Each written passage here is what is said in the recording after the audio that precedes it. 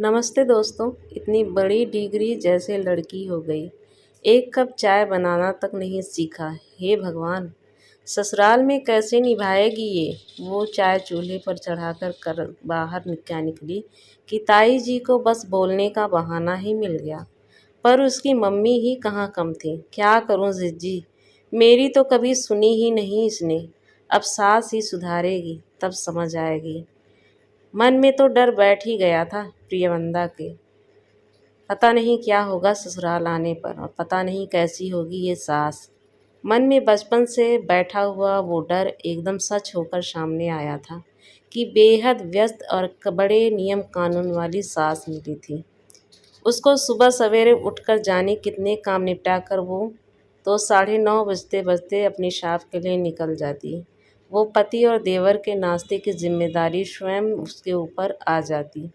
2 बजे तक ससुर जी घर आते तो लंच समय से बनाकर तैयार रखना ही पड़ता था। हाँ, डिनर जरूर सास उनके साथ खड़ी होकर बनाती थी, क्योंकि उस समय पूरा परिवार एक साथ बैठकर खाता था।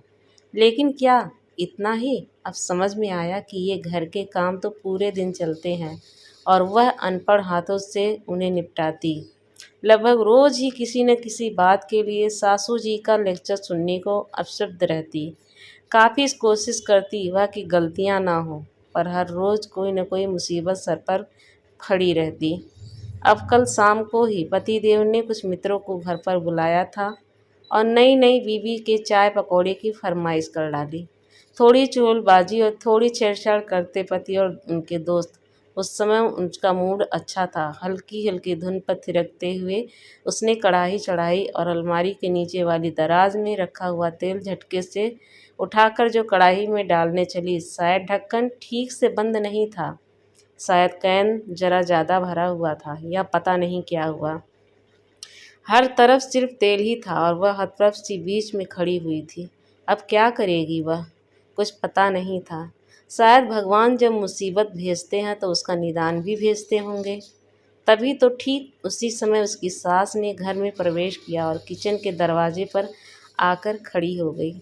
2 मिनट उन्होंने वस्तु स्थिति को समझने में लिया और फिर बोली, गैस बंद करो, तुम्हारी कढ़ाई जल रही है और जहाँ खड़ी हो वहीं रहना, वरना पैर फिसल जाएंगे। 1-2 मिनट के अंदर वो कपड़े बदल कर पानी की बाल्टी और सरफ के डिब्बे के साथ सामने खड़ी थी। समय का निदान समझ में आते ही प्रियवंदा के होठों पर मुस्कान आ गई और वह तो सास बहू ने मिलकर किचन को चमका डाला। कुछ चंद्रमा को सिर्फ चाहने से वश नहीं होता पा लेने का मर्म।